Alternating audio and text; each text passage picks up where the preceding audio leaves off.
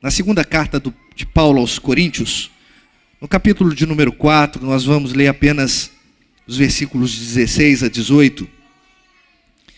Enquanto as crianças saem, você vai abrindo a sua Bíblia e nós vamos falar um pouquinho da excelência de Cristo em nós, de maneira bem breve, mas eu confio que Deus há de falar aos nossos corações. Diz assim: por isso não desanimemos, ou não desanimamos, pelo contrário, mesmo que o nosso homem exterior se corrompa, contudo o nosso homem interior se renova de dia em dia, porque a nossa leve e momentânea tribulação produz para nós eterno peso de glória, acima de toda comparação, não atentando nós nas coisas que se veem, mas nas que não se veem, porque as que se veem são temporais e as que se não veem são eternas. Senhor, fala aos nossos corações pela Tua palavra e usa o Teu servo apesar dele, em nome de Jesus, amém.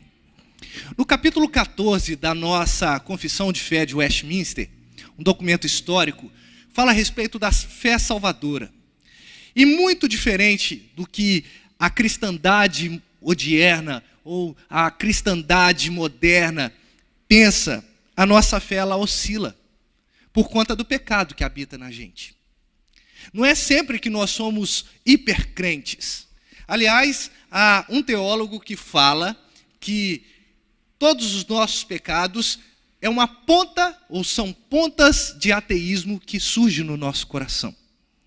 Porque, de alguma forma, nós estamos rejeitando a Deus. De alguma forma, nós estamos nos nossos pecados dizendo: olha, Deus não olha para a gente, ou eu não acredito que o Senhor esteja em todos os lugares, esteja contemplando a maldade do meu coração e o meu ato. E por que eu estou falando isso? Porque a carta de Paulo aos Coríntios, ou as 4 cartas que se tem na história, 2 registradas nas Escrituras, tiveram como cunho exortar a igreja, mas na sua última carta, que é essa segunda carta, que na verdade é a 4ª carta, nós sabemos disso, que Paulo escreve aos irmãos de Coríntios, ele não só traz uma questão de exortação, agora ele traz uma questão de redirecionamento do olhar de cada irmão e irmã. Não é assim? Nós precisamos, vez por outra, ser redirecionados no nosso olhar, porque o mundo faz muito barulho, porque as coisas são muito atraentes e de repente, quando a gente deveria olhar para a cruz, a gente começa a olhar para outro lado. Quando a gente deveria permanecer firme, com o olhar fixado em Cristo, a gente começa a olhar para outras coisas. Não é assim que acontece no nosso coração? Não é assim que acontece na nossa vida? E Paulo, ele traz essa questão de ter o foco em Deus, ter o foco em Cristo para os irmãos de Coríntios. E é isso que eu quero trazer para você nessa manhã, de maneira muito sucinta. Que existe dentro de você, embora você seja uma pessoa pecadora, Cristo habitando na sua vida.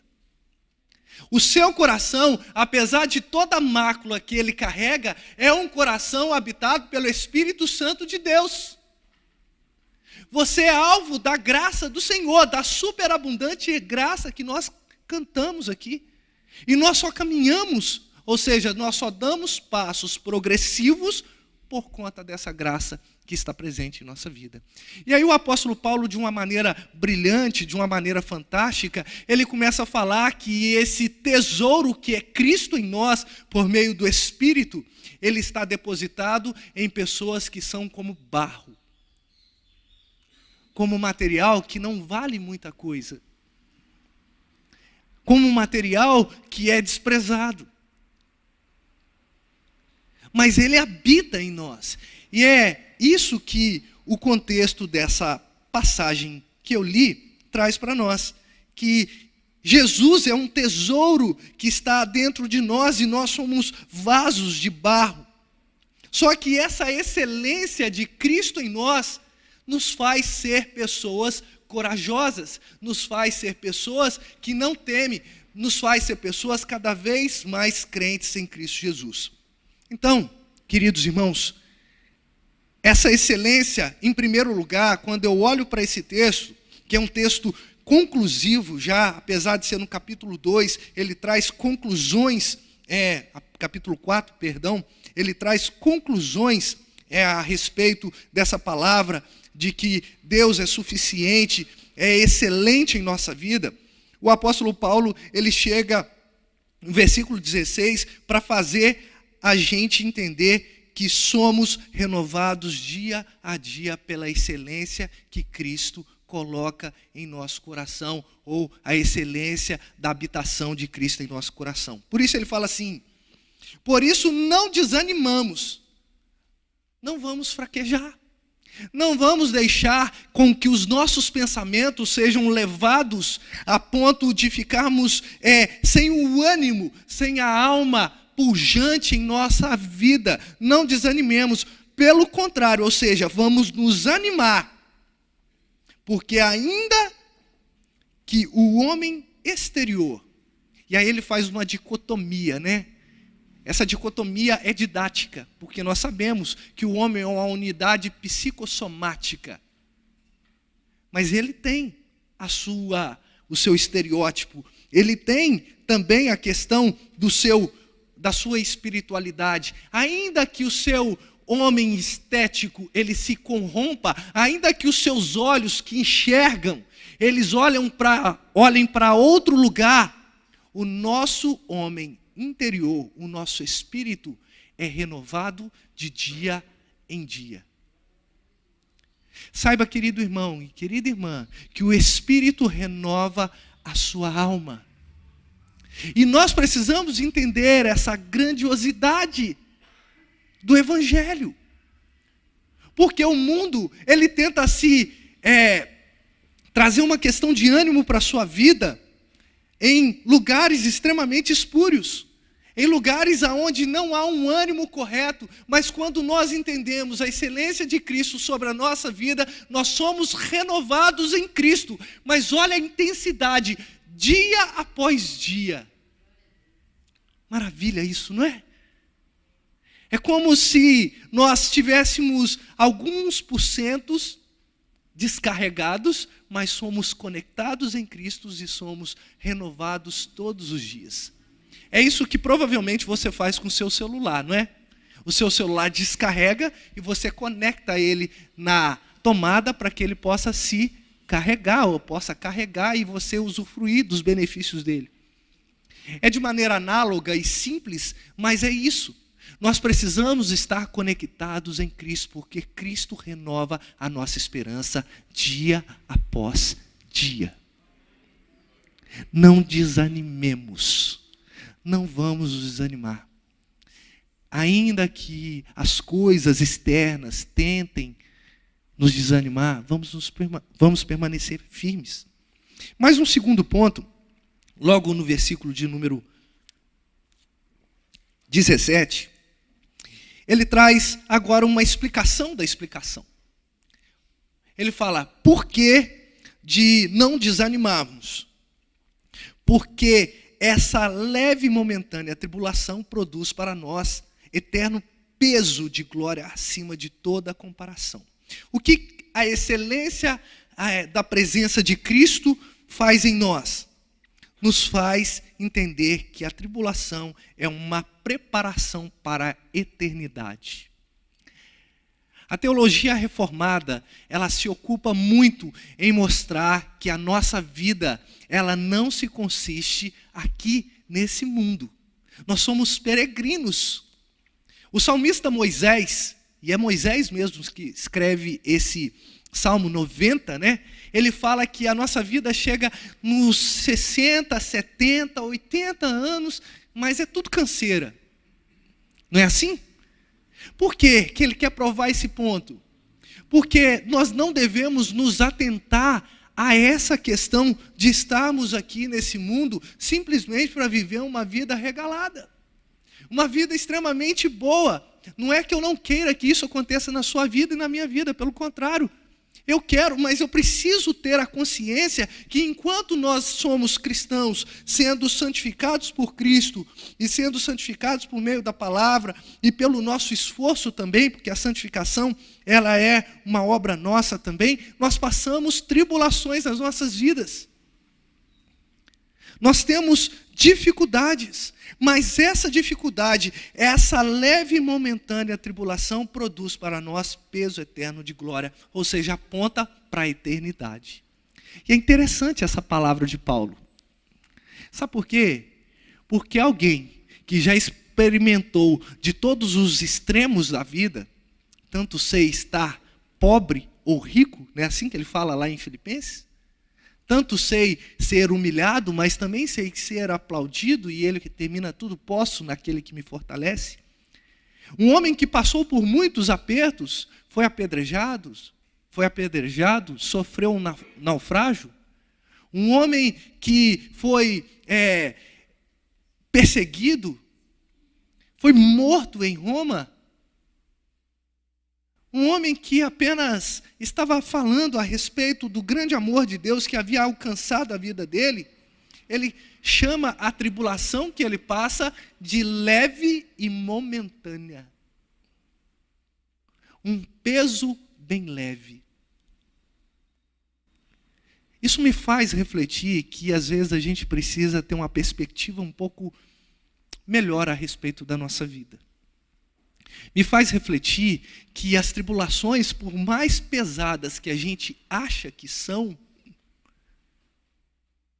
diante do Senhor elas são leves.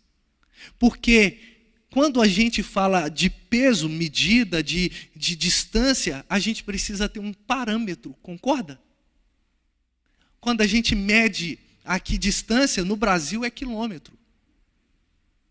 Em outros lugares vão ser côvados, vão ser estádios, milhas, lá nos Estados Unidos, não é assim?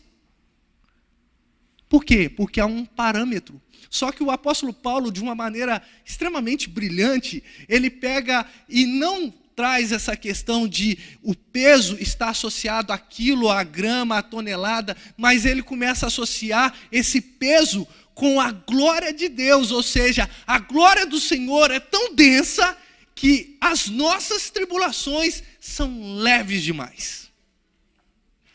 E é isso, é perceber que a glória do Senhor, ela é densa sobre as nossas vidas.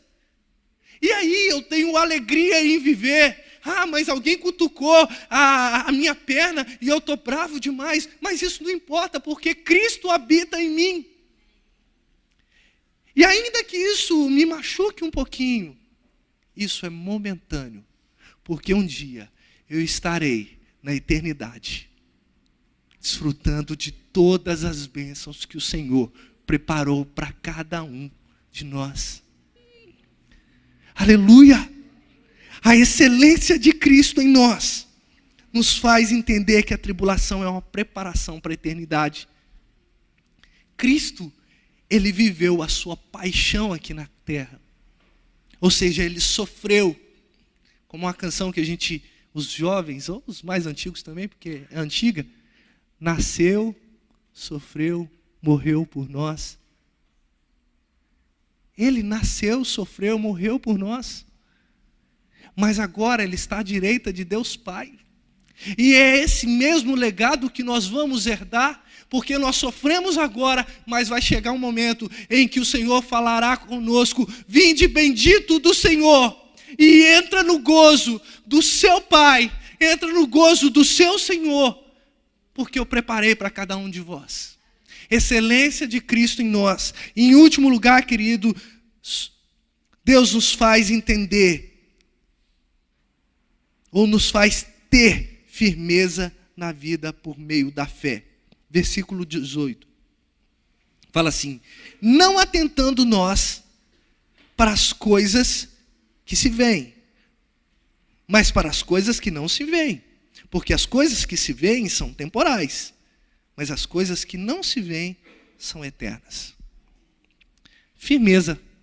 Firmeza em algo que eu não vejo, mas que eu fui comunicado por meio da palavra e por meio da iluminação do Espírito Santo. Porque é muito fácil ser guiado pelas coisas que eu vejo. É muito fácil ser emocionado por uma canção cantada belíssimamente por uma pessoa que canta com a voz maravilhosa. É muito fácil eu ser levado pela minha emoção, é muito fácil eu ser levado pelas coisas estéticas desse mundo, mas quando eu enxergo, ou melhor dizendo, quando eu entendo a respeito das coisas que são eternas, que não se dá para medir, que não se dá para tocar, aí eu tenho firmeza na minha fé. E aí eu não negocio os meus valores. Sabe o que eu falo? É muito legal estar numa roda de amigos, mas é muito melhor eu estar em comunhão com meu Deus. É muito legal eu estar numa determinada festa, mas é muito melhor agradar ao meu Deus. É eu estar na companhia dos justos, é eu poder adorar o Senhor. A gente só compreende essas coisas quando nós temos dentro de nós a excelência de Cristo. Quero terminar essa breve mensagem, queridos. Simplesmente te perguntando se você sabe o que mora dentro do seu coração. Simplesmente entendendo com você, ou te perguntando se você compreende que Cristo, de uma maneira maravilhosa, Ele não se importou com o seu coração todo maculado, machucado, resistente, e simplesmente fez morada em você.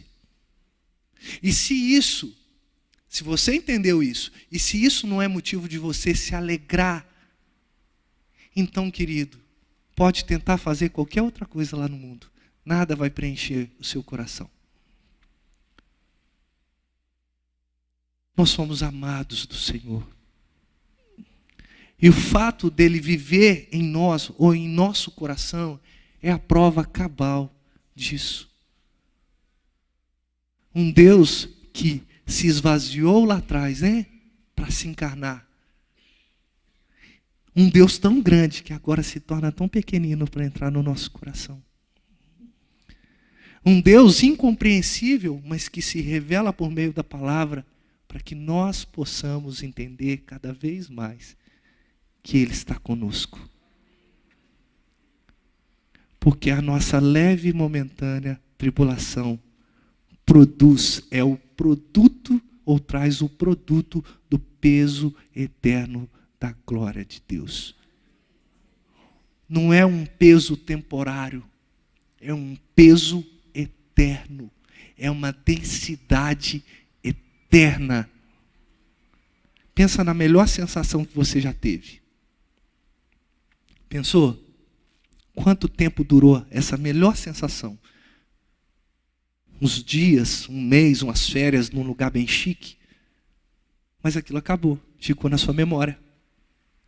Isso é muito bom.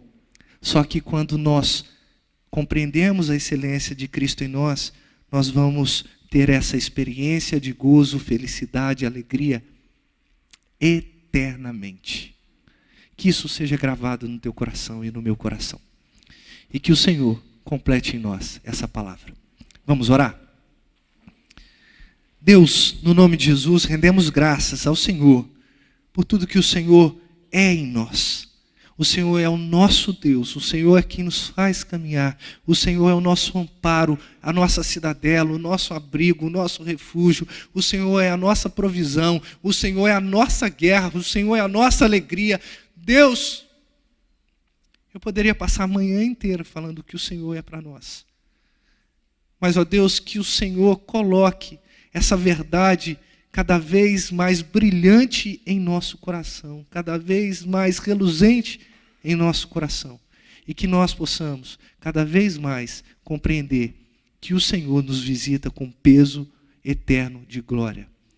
E essa glória será, ó Deus, estendida sobre as nossas vidas, ó Deus, no céu, aonde o Senhor nos acolherá. Em nome de Jesus. Amém.